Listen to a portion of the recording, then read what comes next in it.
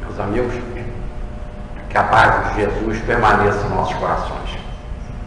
Continuando no nosso projeto, que já há algum tempo estamos desenvolvendo, que é de tratar do desenvolvimento das civilizações à luz da bandeira do Cristo, quero fazer uma pequena lembrança, ou uma pequena recordação para nós entrarmos então na parte da palestra de hoje. Tudo começa com Mateus, no capítulo 26, versículo 2, quando é dito, terminados esses ensinos, daqui a 2 dias o mestre iria, no caso, para a prática na cruz. Então a cruz como um exercício da prática. E na cruz nós temos a síntese de tudo aquilo que ele ensinou. E que para nós é fundamental para o nosso nível. Que é a mensagem do perdão, quando ele diz: Pai, perdoa porque eles não sabem o que fazem, e a entrega da nossa vontade à direção divina, ou melhor, a nossa total confiança na espiritualidade, quando ele diz: Pai, nas tuas mãos entrego o meu espírito. Então, com esses 2 pilares, que é o pilar do perdão, que é o pilar da misericórdia, e com este outro pilar, que é o pilar da entrega a Deus, da confiança em Deus, que é do ajustamento. Essa palavra seria justiça, que em francês daria ajustamento, se ajustar a Deus. Então, com esses 2 pilares, que são os pilares da Kabbalah, ou das tradições judaicas, que sustentam todo o templo da evolução espiritual, misericórdia e justiça, que Jesus sintetiza com 2 frases no Sermão do Monte: bem-aventurados que têm sede e fome de justiça. E logo em seguida ele fala: bem-aventurados os misericordiosos. Então, sede e fome de ajustamento a Deus é bem-aventurados que têm fome de justiça, de se ajustar a Deus. E bem-aventurados os misericordiosos. Pai, perdoa. Então, com essas 2 colunas, o projeto que nós já estamos no ápice da 5ª raça, ou da 5ª grande civilização, que é a que nós nos encontramos agora, e que estamos já entrando, estamos já nas fraldas de uma nova civilização, que é a civilização do mundo de regeneração, seria uma 6ª revelação, uma sexta raça, uma 6ª civilização. Então, no ápice, nós temos a mensagem do perdão e da entrega a Deus, que estamos concluindo agora. Esse é o grande momento desta virada. E aqueles que conseguirem usufruir, ou melhor, viver, saborear esse projeto de amor e de misericórdia, são os que vão ficar para esse mundo da 6ª raça, vão ficar aqui no planeta. Senão, vão ter que criar o seu projeto evolutivo em outra instância, em outro ambiente planetário, para depois retornar ao seu mundo de origem, seu mundo de evolução, sob o abrigo do Cristo. Então, esse projeto veio se desenvolvendo. De Cristo, nós tivemos, nessa mensagem da cruz, no ano de 320, em que Santa Helena descobre a cruz do Cristo, segundo a tradição. Ela passa a ser a protetora dos arqueólogos. Ela descobre a cruz, surge o projeto da cruz. E muita gente questionava: mas essa cruz é de fato a do Cristo? Então, por isso que surgiu o nome Vera Cruz, a cruz verdadeira. A Santa Cruz do Cristo nada mais é do que a Vera Cruz, a cruz de verdade, em que se festeja no dia 14 de setembro. Esse projeto se prolonga, evidentemente, 5 anos depois, nós temos o cristianismo como uma das religiões oficiais do Império Romano. Depois o Império Romano começa a desmoronar e o cristianismo passa a ser a única religião oficial, caindo num período de Idade Média, uma Idade Média bastante sem compromissos com a educação, né? Houve um avançar dos povos bárbaros, e os povos bárbaros precisavam de cristianização, por isso que se fala muito do rei Clovis, casado com a rainha Clotilde, cristã, que faz com que o rei Clovis faça a cristianização das Gálias. Então é um trabalho de levar o cristianismo agora para dentro, em essência, pela Europa. O que começa isso no século V, com Clovis e Clotilde. Depois esse projeto vai se adensando, vai sendo propagado e surge então no século XII o nascimento de Francisco de Assis, que é João Evangelista que volta. Precisamente no século XIII ele faz toda a sua campanha de perdão. E toda a campanha dele de perdão está baseada no amor pela cruz. Ele começa o seu projeto espiritual ouvindo a cruz, que pede renovação, que pede restauração do pensamento de Jesus, e que ele restaura com a pobreza, a castidade e a obediência. Ele institui o perdão, a indulgência plena no dia 2 de agosto de 1216, com a ideia de um perdão pleno para todos, seja lá o pecado que tenham cometido. E no dia 14 de setembro de 1224, 2 anos antes de desencarnar, ele recebe as marcas da cruz. Ele passa a ser um auto-crucificado, ou melhor, ele é um alter Cristo, um outro Cristo que passa por incêndio mental em ser crucificado pelo próprio Jesus, numa crucificação de amor. E aí então cumpre-se as escrituras do capítulo 21 do Evangelho de João. A vida passa e logo cerca de 7, 8 anos depois da desencarnação de Francisco de Assis, nós temos a instituição da Inquisição para perseguir os cátaros, para matar os cátaros. E instituição essa que vai ser muito liderada pelos dominicanos, instituição fundada por Domingos de Gusmão, que era também amigo de Francisco de Assis e frequentou algumas reuniões com Francisco de Assis. Mas o que é mais grave, que o protetor da ordem, o Ugolino, que é o Papa, depois mais tarde Gregório VII, que vai fazer essa Inquisição, vai ter, por grande influência que ele tinha com os franciscanos, chamar os franciscanos também para a direção da igreja. Aquilo que não deveria fazer os franciscanos dirigir a igreja, usar a roupagem de cardeal, de autoridades, e usar a autoridade, e o que é mais grave, assumir a condição inclusive do cargo mais alto, que era de Papa, e mais grave ainda, perseguir pessoas na Inquisição. Diante de todo esse retrocesso, e o que é mais grave, de se esquecer a pobreza e a ordem franciscana passar a ser a mais rica, com a basílica maior que se tinha na Europa, com recolhimentos de alta quantidade de dinheiro, tudo isso levando então a um retrocesso do pensamento de Francisco. É assim então que no século XIV, no final do século XIV, nos últimos 25 anos do século XIV, diz o livro Brasil, Coração do Mundo, Pátria do Evangelho, que o Cristo vem à Terra. E aí então ele vai questionar, juntamente com Eliu, que é o representante da ordem social, ou melhor, das relações sociais do planeta, ele vai questionar o que fizeram com a mensagem do seu apóstolo, com a mensagem do seu evangelho. E que o projeto inicial da cruz, lá que começou na Galileia, com a mensagem do Cristo, o ensinamento do Cristo, ainda não estava realmente plantado na terra.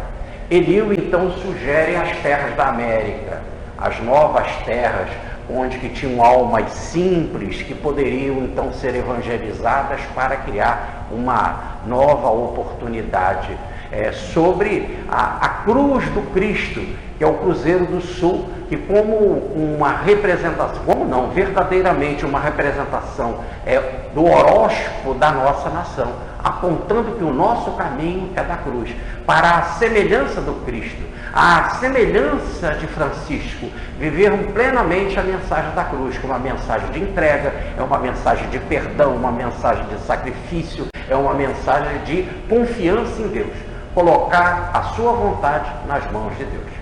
Esse projeto, então, é aceito pelo Cristo. Cristo envia Eliu à terra, que reencarna como filho do rei Dom João I, e ele vai ser o infante Dom Henrique, e vai criar a escola de Sagres e preparar as grandes navegações. Aqui é o ponto onde que nós vamos começar a palestra de hoje. Precisamente nesse ponto. Foram chamados homens, heróis, corajosos, heróicos, verdadeiros heróis, que precisavam de muita coragem. É o que era uma expressão muito comum na obra kardeciana e na obra de Rustem. É essa que eu vou usar agora. Espíritos fortes, verdadeiros desbravadores, que vão ter a coragem de se sacrificar, de deixar família por um ideal. Não importa se o ideal é do dinheiro, não importa se o ideal é das riquezas, não importa que tipo de ideal pode ser materializado na cabeça deles, mas são pessoas, espíritos heróis, corajosos, que entram pelo mar adentro, né? E pelo grande oceano, pelo desconhecido, e vão em busca das riquezas. E com isso eles desbravam as navegações, por exemplo, de Portugal. A Espanha fez uma excelente campanha de navegação, né? Para a América do Sul, para a América Latina, né? Mas principalmente chegando em primeiro aqui com Cristóvão Colombo, sem desmerecer, mas os portugueses foram de uma bravura extraordinária, porque eles foram aos 5 continentes, em toda parte do mundo estava lá a presença dos portugueses. É assim que surge, então, no dia 9 de março de 1500, a maior frota que Portugal prepara sob o comando do corajoso, do herói Pedro Cabral, né? Pedro Álvares Cabral. E essas 13 caravelas, né, partem de Portugal em busca do desconhecido. O objetivo era chegar nas terras das Índias para pegar as especiarias, mas baseado em muitas das informações já coligidas, chegar às terras do Brasil, aonde seria lançado as bases para a civilização do terceiro milênio, para a nova civilização do Espírito, para a sexta raça, ou para o mundo de regeneração. Então, comandados espiritualmente por Frei Henrique de Coimbra, juntamente com mais 7 outros frades, é celebrada a primeira missa no Brasil, depois uma segunda missa, e aqui no Monte Pascal foi ali em homenagem à Páscoa, né? Eles estavam na semana da Páscoa, já tinham terminado a Páscoa e já estavam então, não estavam naquele espírito pascal da Quaresma. É assim então que ele celebra as missas, essas 2 missas, onde pela primeira vez o nome do Cristo é lançado aqui entre nós. Se fala da ressurreição, se fala da fé que Tomé deveria ter, aquela fé que mesmo sem ver deve se acreditar, ter confiança e colocar as mãos nas marcas do Cristo. O que são as marcas do Cristo? São as marcas da cruz. Porque você colocando as mãos, como disse Jesus para Tomé, coloca aqui as mãos, Tomé, vê, sou eu mesmo, olha as marcas da cruz. É isso que nós temos que ver, identificar, apalpar, as marcas da cruz, que tem de ser as nossas marcas. Marcas da cruz não queremos dizer que são nas mãos, nos lados, nos pés, não é assim ao pé da letra, mas é a marca da cruz no sentido da vivência, porque a maior mensagem da cruz não é o prego nas mãos os pregos nas mãos, e nos pés de Jesus, nem a lança do lado.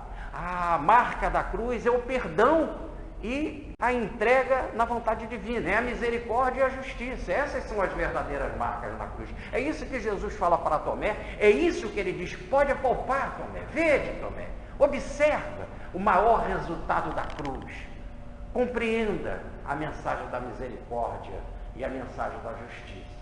Então isso é lançado aqui no Brasil e começa, então, pela mensagem de Francisco, a história do nosso Brasil. Nesse momento é instituído o anjo Ismael como protetor da nossa terra, com o objetivo de trazer a mesma mensagem que Francisco instituiu no século XIII, que é a mensagem do perdão e da entrega total da sua vida nas mãos do Pai, como ele fala, né? Que a nossa vontade tem que ser propriedade divina. Começa esse projeto, começa o sacrifício dos franciscanos. Já em 1516, 2 franciscanos desencarnam como mártir na mão dos índios. Já vem o primeiro templo franciscano, a primeira igreja de São Francisco, e assim o projeto vai se desenvolvendo. Em 1549 chega a primeira leva dos jesuítas, comandada pelo padre Madrão da Nóbrega, que é o nosso Emmanuel. Em 1553 chega Anchieta, o segundo grupo de jesuítas. E aqui vamos para um ponto importante.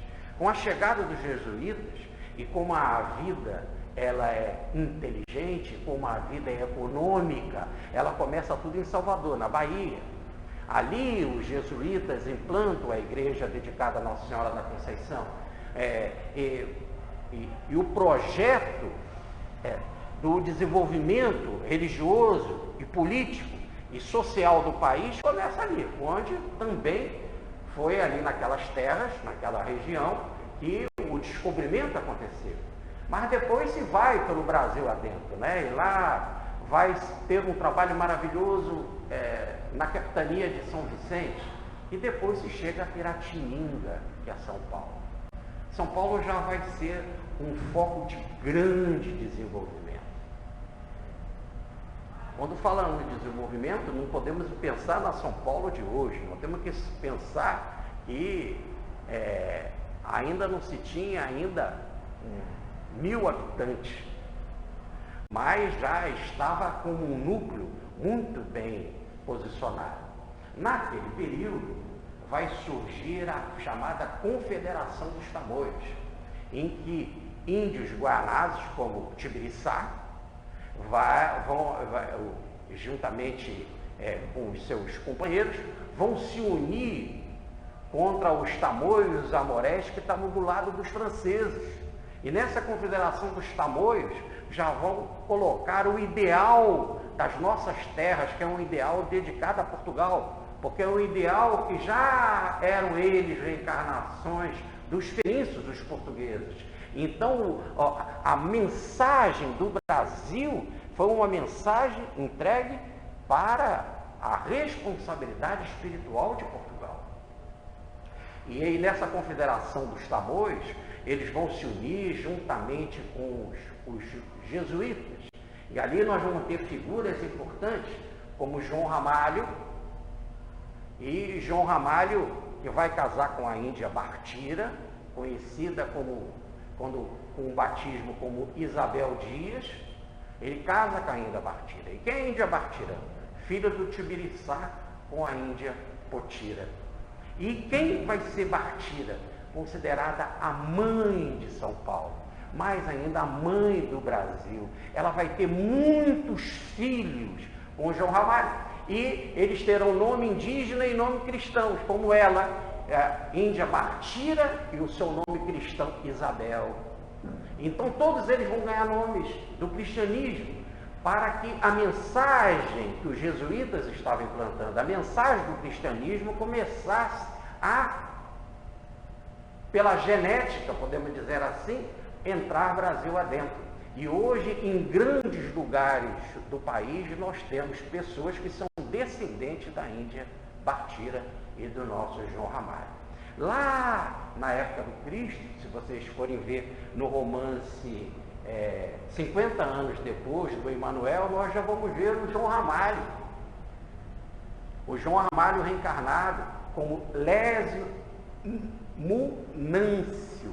Quem é Lésio Munâncio? Foi um soldado romano, um oficial romano, que passa para o cristianismo e, como cristão, vai fundar um mosteiro cristão. Mas porque tinha disciplina militar, ele vai colocar a disciplina dentro do mosteiro. O cristianismo começa a descambar para esse lado da disciplina, porque dentro de uma ordem militar precisa dessas regras, vai precisar de ideia de hierarquia, o que não existia no cristianismo, mas vai ter que ser colocado no mosteiro. Ali no mosteiro do Lésio é onde que vai ficar o irmão Marinho, que é a alma maravilhosa de Célia, né? Como lá mostra o romance 50 anos depois, né? Ela se veste de homem, no caso, para sobreviver. E ele, com esse ideal então militar, o Lésio, né?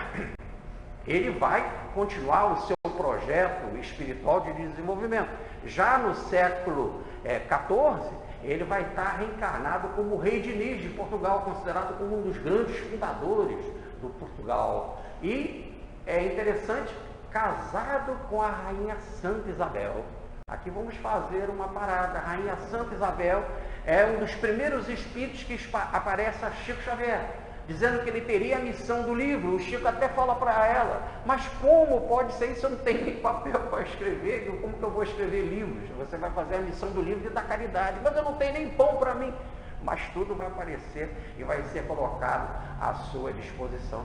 Depois aparece para ele, para explicar em melhor detalhes, né? Frei Bartolomeu, que nada mais era do que o confessor da rainha Santa Isabel, para dar as devidas explicações ao trabalho do nosso Chico Xavier, preparando essas duas grandes colunas: a obra social, a obra de caridade, e a obra do livro, que é a obra do esclarecimento. A misericórdia junto com o ajustamento espiritual, justiça e misericórdia. Ora, o rei Diniz, casado com Dona Isabel, era um literato, era um poeta, era um homem de brilho, né? Mas guerreiro, poderoso, né? Foi ele que vai questionar a rainha Isabel por que ela fazia tanta caridade, tinha tanto, se debruçava tanto em amor pelos pobres, né? Que ele não queria isso, né? E ela, então, um dia estava com a sua roupa levando os pães para dar para os pobres, e ele chega de repente e pergunta o que ela estava levando. E ela diz que estava levando rosas. E ela então abre a sua veste e realmente os pães se transformaram em rosas. A rainha Santa Isabel é a ministra veneranda do livro Nosso Lar. E o rei Diniz vai reencarnar nesta época da formação de São Paulo, lá em Piratininga, como o João Ramalho. Ele é o João Ramalho. Então, uma alma forte, poderosa, que mais tarde, muito tempo depois, agora no século XIX, vai ser o Batuíra. Quem é o Batuíra? Aquele espírito, autor do livro Mais Luz, através do Chico Xavier, e que vai ter a responsabilidade, junto com Caio Baixute, com Bezerra de Menezes, Eurípides Passanufo e outros, de levar o espiritismo para todos os lados. E Batuíra, nesta ideia como do rei Diniz, tem que abençoar o povo, e dessa vez ele o abençoa através da mensagem espírita, do espiritismo redivivo. Mas voltando para João Ramalho, ele, juntamente com Bartira, cria um grande movimento lá em Portugal, juntamente com os jesuítas que se unem a ele. O padre Manuel da Nóbrega vai fazer o casamento dele com Bartira, apesar de eles já estarem juntos há mais de 40 anos, né? E o próprio Nóbrega vai fazer esse casamento, e Nóbrega vai fundar a cidade de São Paulo, juntamente com Anchieta, no dia 25 de janeiro, e a pedido do próprio apóstolo Paulo, em sonho, ele vai colocar o nome da cidade de São Paulo. E ali vai fundar a escola, o colégio de Piratininga, o grande colégio de São Paulo, o colégio dos jesuítas. E João Ramalho, juntamente com o índio Tibiriçá e com Bartira, não só vão multiplicar as gentes, mas vão ser importantes na Confederação dos Tamoios e vão ser importantes porque vão fundar Santo André e São Bernardo do Campo. Hoje nós podemos imaginar cidades muito ligadas à mão de obra. Repare que foi lá dessas cidades que vai sair do ABC de São Paulo, terra de João Ramalho, local de trabalhadores injustiçados, de trabalhadores que lutavam por melhor salário, que vai surgir aí o Partido dos Trabalhadores, independente de colorido religioso. Não estou querendo falar de colorido religioso, não estou querendo destacar nada de religião, de política nesse sentido, apesar da política ser algo abençoado, e sem política não se faz nada no mundo, porque política é uma das colunas do mundo, mas eu só quero destacar essa ideia, desse grande volume de gente, de trabalhadores, de mão de obra, que precisavam de especialização, que precisavam de respeito, que precisavam de uma Constituição séria, de leis trabalhistas que pudesse defendê-los, mas mais do que leis trabalhistas, para que eles não tivessem só direito, mas também que eles tivessem os deveres de construir uma nação melhor, deveres de honestidade, deveres de bom desempenho, deveres de trabalho, e que também tivesse boa escola, para que tivesse um bom parque técnico, para que não fosse só trabalho de mão de obra, mas trabalho de pensar, de recriar o Brasil. Essa é a ideia. Mas voltando para a época de João Ramalho e Bartira, e Tibiriçá e outros, os seus muitos filhos, todos combatentes, todos otimistas, todos com ideais políticos, todos com ideais de colonização, de exploração, eles desencarnam. Passa um período, todo mundo desencarna, vai para o plano espiritual. Essa vai começar então a segunda parte da nossa palestra. Eles desencarnam e o nosso Ismael, o anjo Ismael, reúne a todos no plano espiritual. Lembram, eles eram espíritos poderosos, heróis, guerreiros, desbravadores. Já tinham sido desbravadores nos mares. Depois vão reencarnar na região de São Paulo e no ABC para ser os desbravadores do estado mais importante do nosso país em termos de trabalho, em termos de cérebro. O Rio de Janeiro é cultura, E São Paulo é trabalho. Então, nesse núcleo ali, esses heróis reencarnam, já mais uma vez. E agora, no plano espiritual, eles são chamados por Emmanuel. Emmanuel convoca eles e diz, Ismael. Ismael convoca eles e diz: vamos além agora. Vamos fazer um trabalho mais profundo ainda. Olha que coisa. Mais profundo do que o desbravamento dos mares. Mais profundo do que instituir a Grande São Paulo e as regiões circunvizinhas de São Paulo. Mais ainda. Agora é necessário entrar para o Brasil adentro. Nós temos dois grandes focos, quatro grandes focos, lá Pernambuco, Bahia, Rio de Janeiro e ali São Paulo.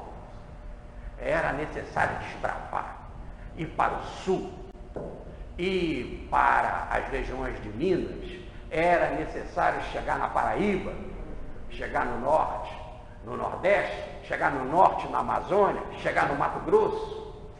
Aí ele chama todos esses espíritos corajosos, heróicos, espíritos fortes, reúne todos eles no plano espiritual e diz que eles seriam impulsionados pelo ouro, pela riqueza, e queriam reencarnar, e que voltariam para o mesmo local, São Paulo, aonde eles tiveram a última existência.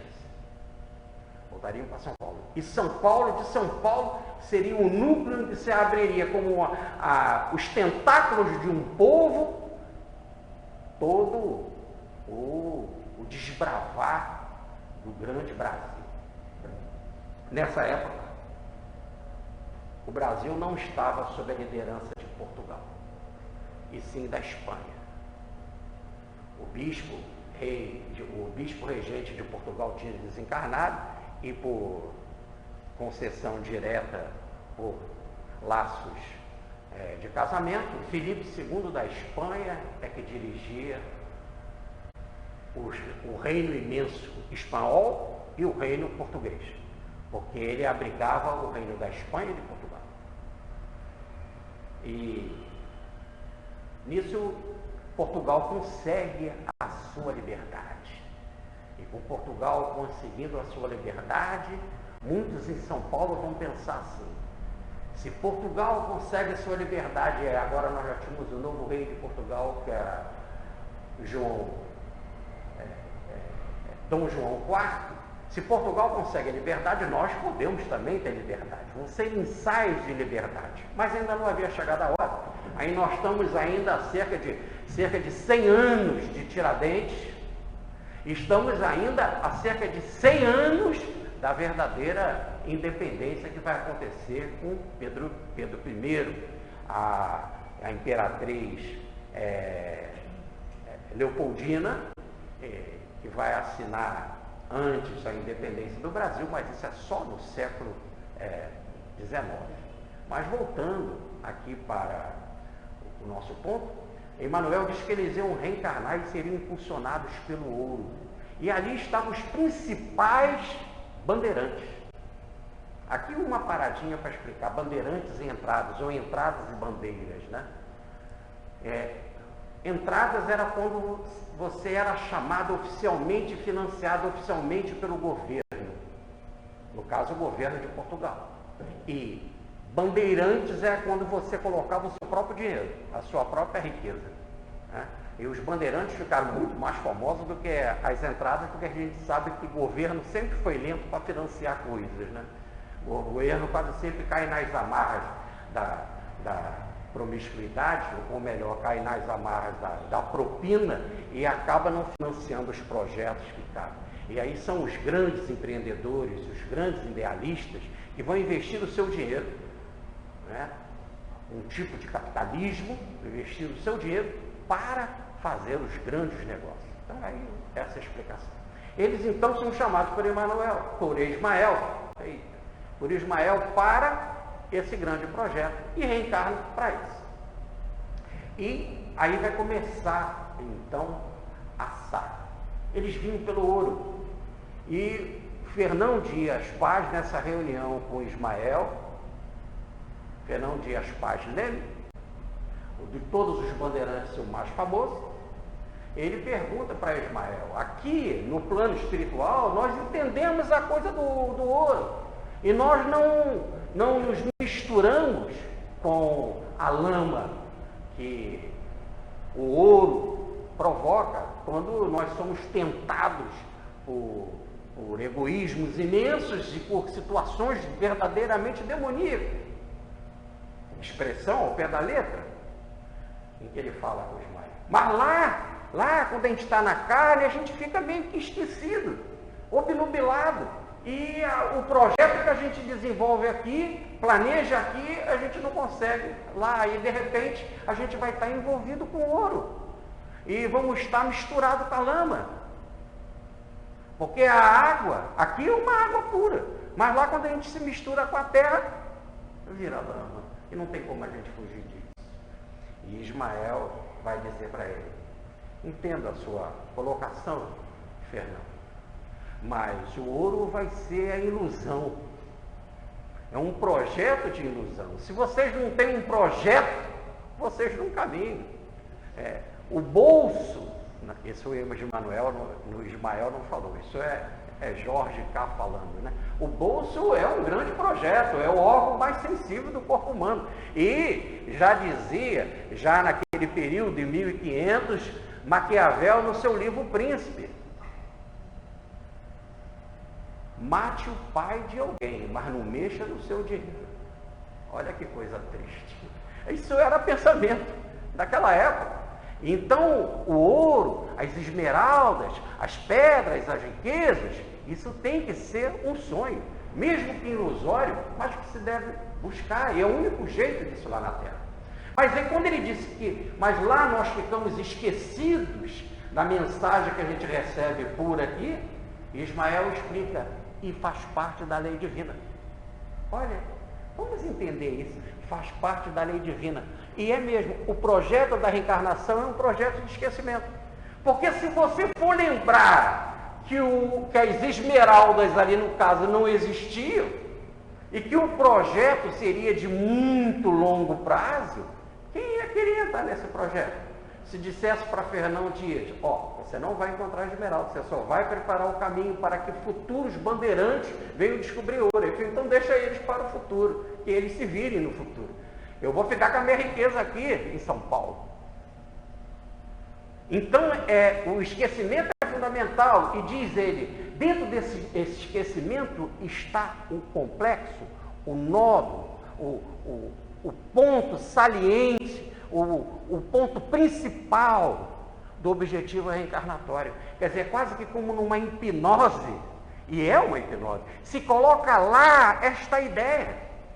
Eu me lembro que quando eu estava fazendo um curso de hipnose na Sociedade de Hipnotismo do Brasil, Médica do Brasil, Sociedade Médica, juntamente com outros companheiros do nosso movimento, entre eles o Dr. Roberto Silveira, o Dr. Gilberto Pérez Cardoso, nós vimos um caso do Dr. Davi Ackenstein, que era o médico coordenador do curso, que no primeiro dia hipnotizou uma pessoa.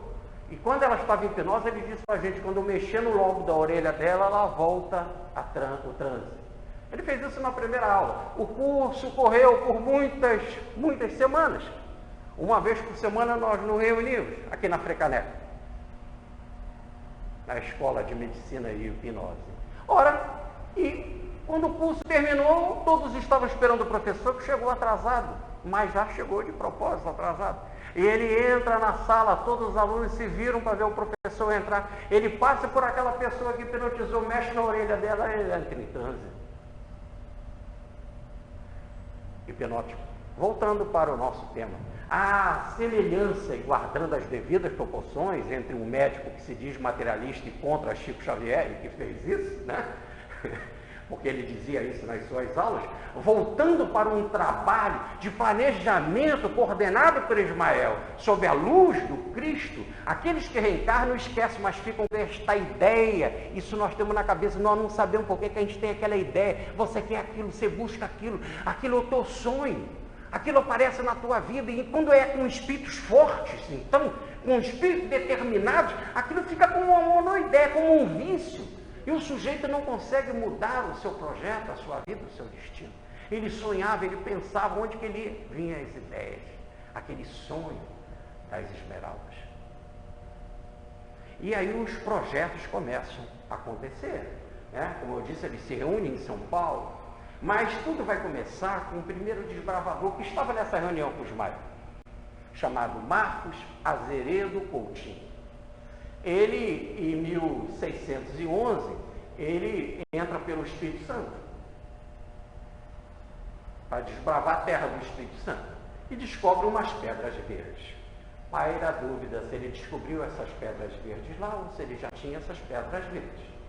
Mas ele apanha algumas pedras verdes e viaja para Portugal. E lá ele vai se encontrar com o rei que ainda era Espanha-Portugal, com Filipe II. E não fala nada, coloca as pedras em cima da mesa. E diz que aquelas pedras vieram do Brasil. Chegam vários pesquisadores, olham, observam, vão ver a qualidade, reviram para cá e para lá, examinam e chegam à conclusão que eram diamantes, pedras preciosas. E ele pede uma grana para dizer aonde que ele descobriu. Manda então ele de volta para o Brasil para realizar esse trabalho. E ele chega aqui em 1613. Quando ele chega então em 1613, ele fala para o governador na época do Brasil que ele diria aonde que estava, contanto que Portugal pagasse a ele a promessa, a corte portuguesa pagasse a ele a promessa que foi feita.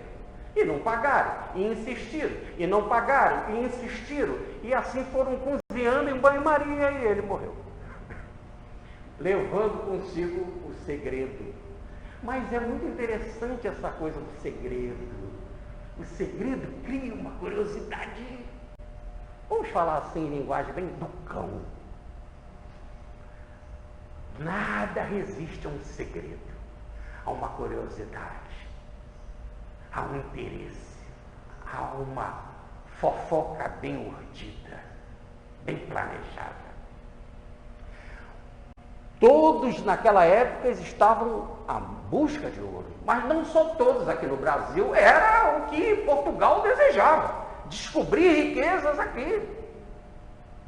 E aí se uniu isso a uma outra lenda dos índios Mapachó. Os índios Mapachó de Minas diziam que na lagoa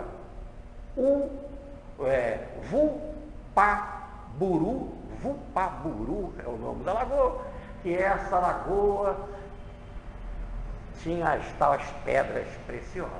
E como que eles diziam, e como falavam da lenda? Diziam os índios Mapachós que havia uma deusa chamada Uiara. Uiara vivia nesta lagoa e ela tinha um canto arrebatador, principalmente nas noites do Cairê, ou melhor, nas noites da lua cheia, e que era um canto irresistível, e que os índios, os guerreiros da tribo não aguentavam, e ouviam o seu cântico e entravam na lagoa e morriam. E eles então pediram a Macaxeira, esse era o nome meu, Macaxeira, o deus da guerra, para que o deus da guerra impedisse isso, de alguma forma intervisse, porque os guerreiros estavam morrendo por causa deste canto de Uiara. E ele então faz com que Uiara adormeça. E o índio, o deus Macaxeira, o deus da guerra, fala para os Mapachós: olha, agora vocês têm que vigiar o sono dela, porque vigiando o sono dela, vocês estão vigiando a vida de vocês, porque se ela acordar vai ter um grande desastre, tá certo? Ou os índios vão continuar morrendo, né? Algo grave vai acontecer, com a vida ou com a morte. Então, vocês precisam cuidar disso. E diz que o Uiara então adormeceu, e os seus cabelos longos entraram por dentro do lago, e ela ficou com os cabelos todos verdes, por causa lá no fundo do lago tinha essas pedras, e os cabelos dela se petrificaram. E cada fio de cabelo era de pedra verde. E cada fio que se perdesse, se perdia um dia de vida. E uma grande desgraça aconteceria se ela acordasse. Evidentemente que os bandeirantes pagaram para ver.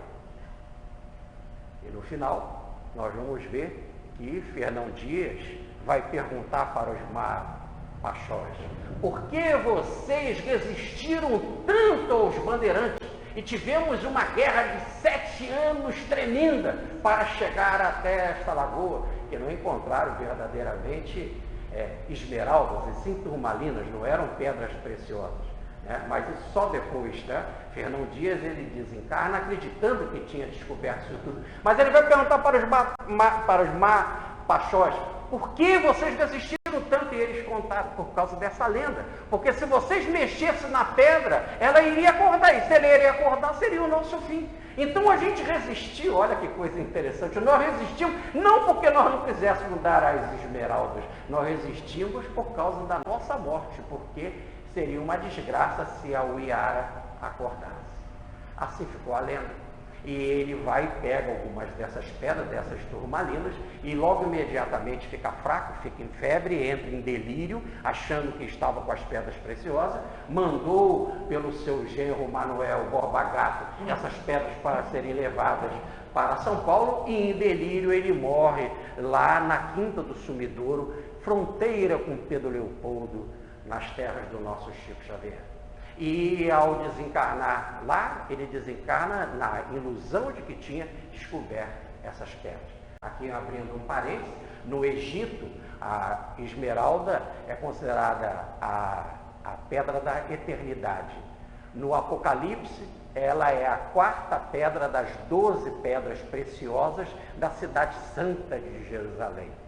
E, no caso, ela significa, a palavra esmeralda vem do latim, do grego latim, que quer dizer raio, relâmpago de luz brilhante. Ora, é bem mesmo essa ideia, isso que ele tinha de descobrir. A grande pérola, a grande pedra, a grande riqueza é a eternidade, a grande riqueza é a luminosidade espiritual, é viver na terra santa, na terra espiritual. Mas ainda falta muito para que os bandeirantes e todos nós venhamos a descobrir esse roteiro. Mas vamos para o caminho de fato. Como que as coisas se desdobraram? Em 1638, Fernão Dias Paz, ele entra numa bandeira que vai desbravar Paraná, Santa Catarina, Rio Grande do Sul e chega até o Uruguai. Depois, em 1644, combatendo os jesuítas, ele vai combater e vai solicitar a expulsão dos jesuítas, porque os jesuítas eram contra a escravização dos índios, e ele era um caçador de índios. Toda a campanha que ele fez para o sul era para pegar índio para material de escravo. Mas quando acontece isso, em 1844, ele então expulsa os jesuítas e coloca os paulistas contra os jesuítas e aproveita para fundar um mosteiro dos beneditinos. Com isso ele está dando força para uma outra ordem, que é o famoso mosteiro dos beneditinos de São Paulo, né? Agora, quando o último Papa veio aqui, né, esse Papa atual, ficou hospedado no mosteiro de São Bento, lá em São Paulo, uma das obras, um dos centros mais famosos da capital, fundado por Fernão Dias. Mas logo ele também vai começar nesse período a entrar pelas terras de São Paulo para fazer as bandeiras para o grande estado de São Paulo. Em 1646, ele já vai fazer algo muito interessante. Ele em 1647, ele já vai ser eleito juiz da comarca de Piratininga, ou melhor, de São Paulo. E vai ser o primeiro funcionário público de São Paulo. E vai se constituir na maior fortuna de São Paulo. Aquelas coisas, funcionário público, riqueza. E rapidamente, né? Num curto espaço de tempo, ele ficou milionário. Ficou o homem mais rico de São Paulo.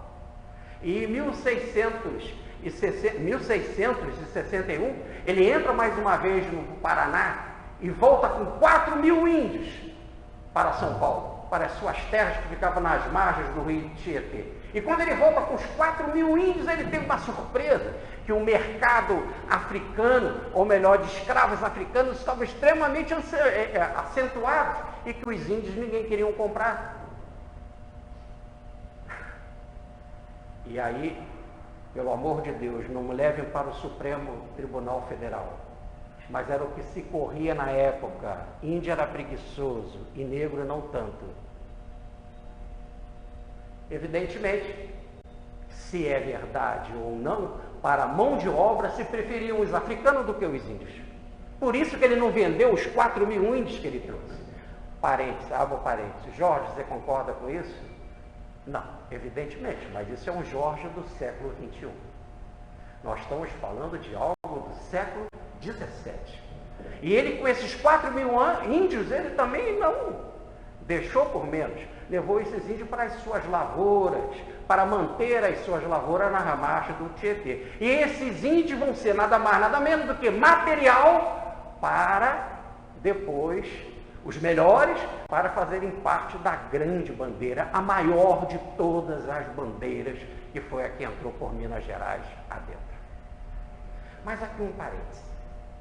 Tiveram bandeiras como essa que foram para o sul, outras foram para o interior de São Paulo, outras para Mato Grosso, outras para Amazonas, outra para Paraíba.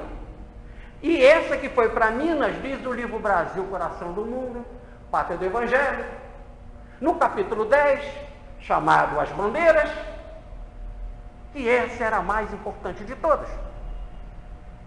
Não só porque todas as outras iam fazer cidades, novas cidades. Todas iam com a cruz na frente. A cruz do Cristo. Voltamos ao tema da cruz. Por isso que eu comecei com a cruz. Todos iam com a cruz. Em cada povoado, eles botavam uma cruz. E em volta daquela cruz surgiu uma capelinha. Em volta daquela capelinha surgiu uma cidade. E assim o Brasil todo foi colonizado pelos bandeirantes.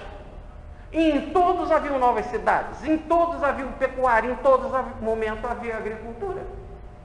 Aliás, as 3 grandes frentes colocaram no próprio livro Brasil, Coração do Mundo. Novas cidades, pecuária e agricultura para incentivar o progresso. E evidentemente que todas essas rotas são novos caminhos. Mas no livro Brasil, Coração do Mundo, não é chamado, essas rotas não são chamadas novos caminhos. Ele só diz para Fernando Dias Pais o que você irá realizar, que é a bandeira mais difícil de todas, que vai entrar por Minas adentro. A bandeira mais difícil de todas. E que escolheram então aquele que era o mais determinado de todos, aquele que tinha a mais férrea disciplina para levar esse projeto e que era o maior projeto de todos, que vai apresentar novo caminho. Vamos guardar essa expressão. Você vai realizar um novo caminho. Não pode ser caminho físico, porque caminho físico todos os outros fizeram. Todos instituíram cidades, agricultura e agropecuária, de norte a sul. Norte, nordeste, centro-oeste e sul. Os bandeirantes fizeram, mas é esse, o de Minas, é que vai ter um novo caminho. Como é que pode? A gente tem que deixar isso em stand-by, para refletir um pouco mais.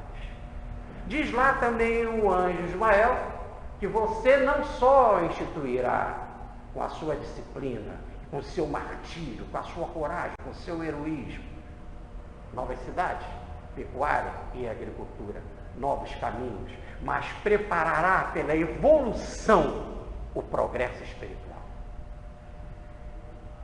Deixemos. Começa então o projeto. No dia 30 de outubro de 1672, o governador-geral do Brasil, futuro primeiro Visconde de Barbacena, Afonso Furtado, entrega por convite do príncipe de Portugal, entrega para Fernão Dias a ortoga de ser o governador das Esmeraldas. Título de nobreza. Como eles queriam título de nobreza. Não esqueçam que Fernão Dias nasceu no Brasil. Você vai ganhar título de nobreza. E mais, um título importante, vai ser o governador de todas as riquezas descobertas. Ele começa então a planejar a sua bandeira. De 72 ele vai planejar até 74, por quase 3 anos, porque tem alguns meses, quase 3 anos ele vai planejar a sua bandeira.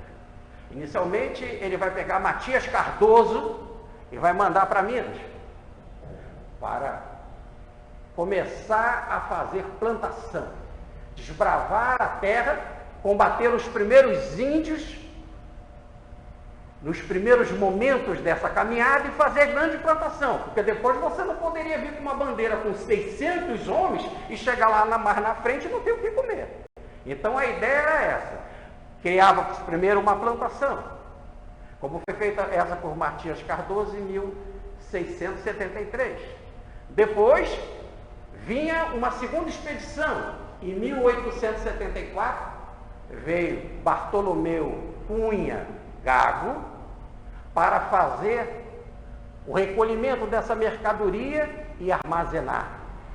Aí em 1674 vem a bandeira de Fernão Dias.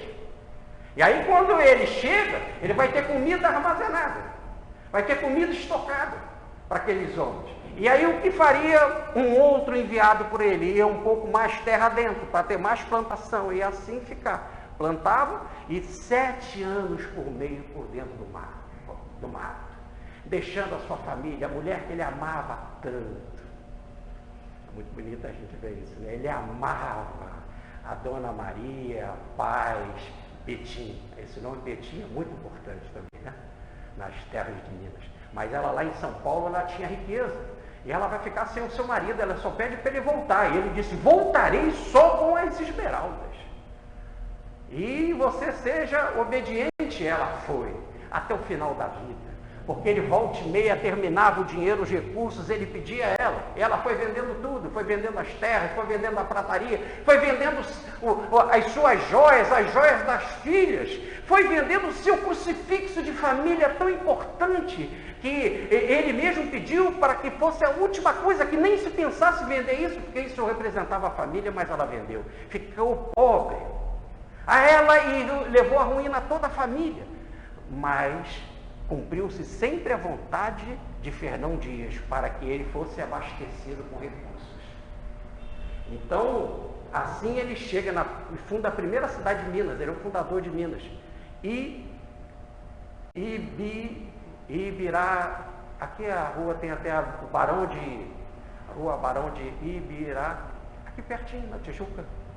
Aqui, Ibirá, Ibituruna. Obrigado, Itamar Santa Cruz, obrigado. Você deve ter sido um bandeirante, está com esse bem vivo na cabeça. Então, o Ibituruna, né? A primeira cidade de Minas, Ibituruna, que ele funda, tem inclusive uma estátua de Fernão Dias homenageando. E ele vai por dentro das terras, até que 7 anos depois ele vai chegar lá na lagoa do Vulpaburu, e descobre as pedras que são turmalinas e fica doente, e os índios vão dizer que aquela doença que vai levar à morte, lá no Sumidouro, do lado ali pertinho de Pedro Leopoldo, e estou com essas coisas vivas na cabeça, porque ontem estive visitando a casa dele, do Fernão Dias, lá no Sumidouro, ali do lado, aonde que ele, para cumprir a disciplina, e chegando à rigidez, ele vai enforcar o seu filho mameluco,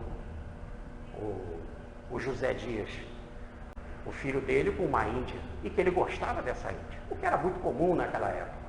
Mas ele vai levá-lo à forca e vai morrer em lágrimas, pedindo a Jesus o perdão, pedindo misericórdia, porque ele extrapolou das suas funções. Mas o rigor da disciplina, em determinados momentos, quando a situação está em descontrole, inclusive partindo de gente da cúpula da bandeira ou da cúpula do movimento, era necessário tomar uma decisão firme. Ele tomou essa decisão. E ele levou também na sua viagem consigo o seu filho Garcia Rodrigues, levou também o seu genro Manuel Borba Gato, levou também na sua viagem esse José Dias, que é enforcado ali no Sumidouro, onde que ele vai morrer também ali perto, o Fernão Dias, e levou também o padre José Dias Leite, que vai ser o primeiro padre a rezar missa lá pelas bandas de Minas Gerais, pelas terras descobertas. Se ele entendesse, e aí quando ele pega as pedras, está em delírio e fica completamente tomado por febre e começa extremamente magro a definhar e também num processo de culpa muito grande por causa do filho, ele então vai desencarnar assim com as turmalinas nas mãos, né? Pensando que tivesse descoberto as terras verdadeiras. E nesse caso, o plano espiritual vai projetar depois outra vinda dele, diz o anjo Ismael, para ele se encontrar com o filho nas mesmas terras e pedir e se reconciliar pelo amor, pelo perdão. Ali mesmo eles vão estar juntos. Agora uma revelação do Chico Xavier, o grande professor Luiz Romanelli, ligado à área de educação, autor do livro maravilhoso O Primado do Espírito, professor de muitas normalistas, foi paranife de muitas turmas de normalistas. Um dia ele chega ao Chico Xavier e diz que ele é convidado por um grande fazendeiro ali da região, que estava num projeto educacional muito grande, para ele tocar o projeto, que ele já estava realmente já ajudando a esse desenvolvimento, mas agora ele seria ali um subalterno ali naquela região, ali naquela localidade, trabalhando direto com este homem, né? E o Chico Xavier, não por agora, não aceite, as coisas ainda não estão preparadas e tudo poderá voltar como antes e ele te matar. Aí no caso não é que ele seja um espírito atrasado, Fernando Dias, às vezes atrasado todos nós somos e nós não temos que julgar ninguém. É um espírito muito forte e aquela marca que ficou, aquele ponto que foi por uma revolta, por uma revolução, realmente em qualquer projeto que se faz na vida, em qualquer empresa que você faz, em qualquer projeto familiar ou em qualquer projeto educacional, surgem atritos. Só que atritos acontecem em todos os lugares, mas quando surgem atritos, onde tem duas pessoas que no passado já guardavam extremamente rancor um pelo outro, e já essa determinação de matar, é que ali, na hora que você ainda não está bastante alicerçado no perdão, você ainda não consegue.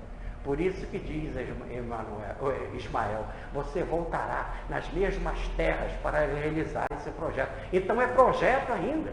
Repare como demora para se realizar, se introduzir. Primeiro a justiça, o ajustamento com Deus, depois o perdão geral para todos. E para todos, inclusive para os inimigos. Olha como diz o Evangelho, aquele que te bate na face, aquele que te leva na cruz, aquele que te odeia, aquele que te persegue, aquele que na calunia, ama-o. E diz Francisco de Assis no seu projeto de perdão, falando para o ministro da Ordem dos Franciscanos, não deixe ele sair sem o teu perdão, e mais ainda, ministro, ame-o mais do que a mim. Ora, até nós chegarmos a esse projeto, né, temos ainda muito que caminhar e compreender, mas já estão se entendendo, já estão se buscando para realizar projetos educacionais, né? Oxalá, a bênção da evolução está sendo realizada para e passo a passo e muito bem feita, porque está comandada pelo alto. Aliás, não só as deles, a evolução deles, mas de todos nós, sem exceção, da pedra ao anjo, diz a grande síntese Pedro Baldi, formaremos uma só linha que leva do urânio ao gênio, para mostrar que a lei divina é misericordiosa, é imanente em todos os níveis. Assim, esse projeto aconteceu. As grandes cidades foram feitas, e toda aquela região ali do Sumidouro, que é a fronteira de poucos quilômetros de Pedro Leopoldo, tudo ali foi iluminado. Já era uma região já muito importante, porque em Pedro Leopoldo, na Gruta Vermelha 4, foi descoberto, veja, o crânio de Luzia, a mais antiga descoberta arqueológica de seres humanos entre nós. Luzia, né?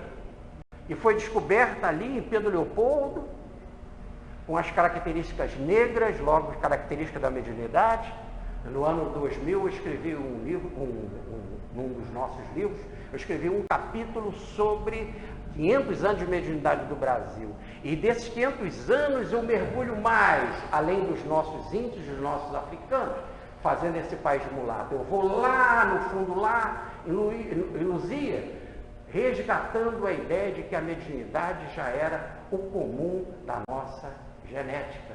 E interessante que logo agora, né, que infelizmente as descobertas de Luzia pela expedição arqueológica franco-brasileira foi perdida, né? No Museu Nacional, no incêndio, tudo ficou.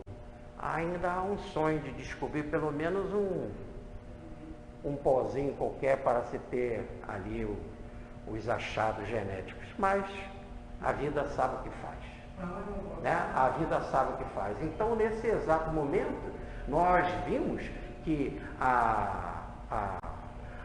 aquele mundo ali, podemos dizer, nas descobertas, aquele mundo que guarda a tradição mais antiga da América do Sul, que vem com Luzia, um fóssil de 11.500 a 12 mil anos, 12 mil anos atrás, ali vai surgir Chico Xavier, que vai nascer no dia 2 de abril de 1910. E que 17 anos depois, em 1927, vai ganhar da Dona Carmen Perácio o Evangelho segundo o Espiritismo.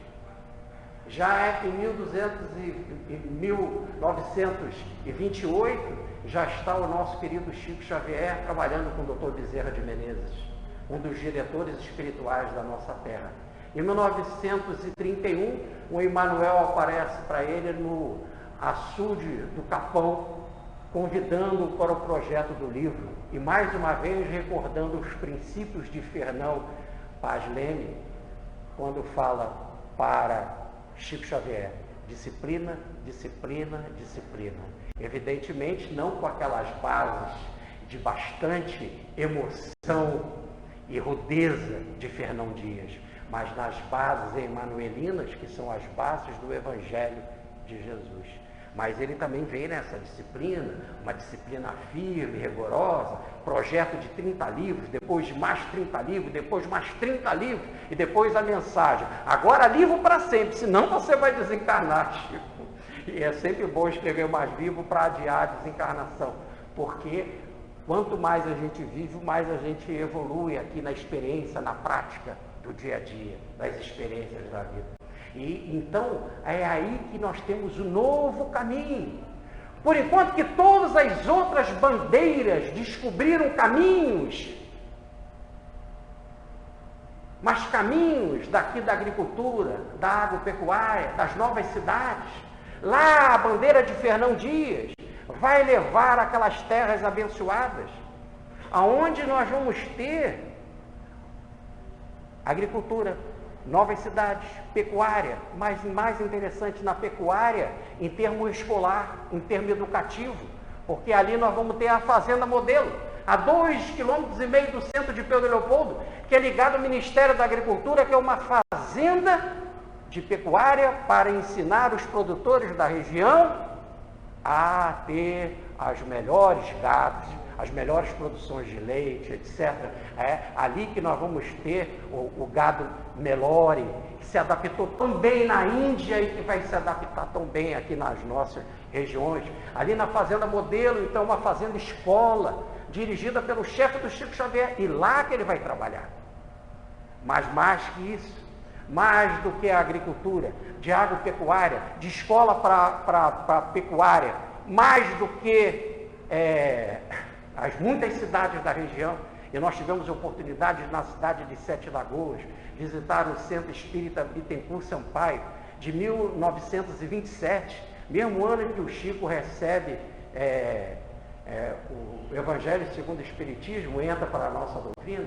Nós tivemos ali a oportunidade de visitar a Água Santa, nós tivemos visitar Sumidouro, nós vimos todos os projetos de escavação arqueológica feitos por Peter Lund, o grande dinamarquês que desenvolveu toda uma pesquisa imensa, e que agora nós temos ali um museu a céu aberto, ou melhor, não é a céu aberto, porque é uma caverna do Sumidouro maravilhosa, em que você pode pesquisar com todo o conhecimento, com toda a facilidade de um museu, onde você entra em detalhes de toda a importância daquele sistema, daquele ecossistema de plantas, de sementes, de animais, e da bênção de uma caverna, de uma grande lava.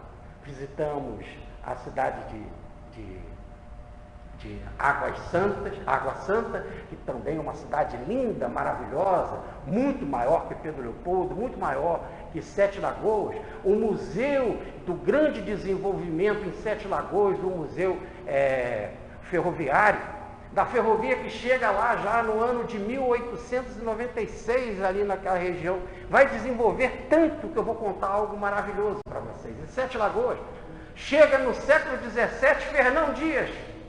Fernão Dias chega como desbravador em cidade de Sete Lagoas. E como eu disse, aonde que chegava se instituía uma cruz, se instituía uma capelinha. E lá nós temos a catedral maravilhosa de Santo Antônio. E a Catedral de Santo Antônio é interessante, quando você chega na cidade, no centro nervoso da cidade, aonde que nós temos o Museu Ferroviário, você vê a igreja de costa, quando a igreja está sempre voltada para o centro da cidade. O que aconteceu? É porque quando Fernão Dias chega e funda ali a capelinha, começa a construir a cidade. Mas em 1896, quando o trem chega, ele chega do outro lado. E ele traz tanto progresso, mas tanto progresso, né? Aliás, por ali vai chegar, por 2 anos, Tiradentes, em que vai trabalhar como alferes e fazendo também o controle das medidas, de pesos e medidas, né? Então, naquelas terras, o trem vai trazer tanto progresso que a cidade vai crescer para aquele outro lado. E então a igreja vai ficar de costas para a cidade. E tudo isso, então, obra de Fernão Dias. Aí que está a grande coisa. Se ele soubesse que mais rico do que as Esmeraldas são essas cidades todas. E ele, como governador das Esmeraldas, teria todas aquelas cidades à sua disposição. E toda aquela riqueza. É impressionante a quantidade de caminhões que liga Pedro Leopoldo ao Belo Horizonte. Até Sete Lagoas. A viagem demora muito pela quantidade imensa de caminhões, o que passa ali de riqueza, a riqueza do cimento, a riqueza das muitas indústrias de tecido, etc, etc, etc. Então, aquele volume de riqueza, tudo isso, obra iniciada, desbravada, que facilitou para todos nós agora realizarmos o nosso trabalho pelos pioneiros dos bandeirantes. Essas são, em termos de progresso, as grandes esmeraldas. Mas mais que isso, como diz o livro Brasil, Coração do Mundo, ele ia deixar um novo caminho. O que é este novo caminho? Diferente de todas as outras bandeiras que faziam um caminho, esse era um novo. Se usa novo como se usa a palavra novo, como se usa o Novo Testamento. Já não é mais o Velho Testamento, é um novo. Como é a nova civilização. Assim, um novo caminho, diz lá o anjo Ismael para ele, porque você, no futuro, abrirá pela evolução as portas do progresso espiritual. Então é lá que o nosso Chico Xavier vai encarnar. E ali vai trazer, não é o Chico em si. Com todo respeito ao Chico, não estamos endeusando o nosso Chico Xavier. Mas o Chico é um projeto da espiritualidade. Não é nem o Emmanuel em si, é projeto de Jesus. Não é nem Allan Kardec em si, desde 100 anos antes, quando fez o projeto do Espiritismo. Não, é o projeto do Espírito de Verdade. Eu vos enviarei o meu Espírito de Verdade, que falará de mim mesmo e esclarecerá todas as coisas. E esse projeto vem por revelações sucessivas. Kardec, Rustey, Pietro Baldi, Chico Xavier, que desenvolve tudo isso lá naquela região. E é ali, precisamente, então, que nós vamos ter essas duas grandes colunas. Pietro Baldi, em São Vicente, da onde partem os bandeirantes, como a ideia de nascer de uma das pontas do lago, e Chico Xavier, aonde terminam os bandeirantes, mostrando o projeto, então, o Baldi e Chico cravado na história do país. E lá mesmo na Fazenda Modelo tem a mesa, onde os dois sentaram para receber mensagens espirituais. O Chico numa ponta recebendo Francisco de Assis, Pietro Baldi na outra recebendo sua voz, que é a mensagem do Cristo. E ele mesmo, Cristo, fala através da mensagem de Pietro Baldi: esse que está na sua frente está recebendo a minha inspiração. Mas aquele que estava na frente dele, recebendo a inspiração dele, não é Chico Xavier. Chico Xavier estava psicografando, a mensagem vinha de Francisco de Assis. Aquele que tem a tarefa de instituir nas nossas terras a nova porciúncula, a nova mensagem de Jesus, a mensagem do perdão. Por isso que diz o capítulo As Bandeiras de Brasil, Coração do Mundo, Pátria do Evangelho. Todos os bandeirantes levarão as bandeiras que representam a cruz do Cristo. E ele explica mais: a cruz de perdão do Senhor para todas essas terras. Muita paz, fique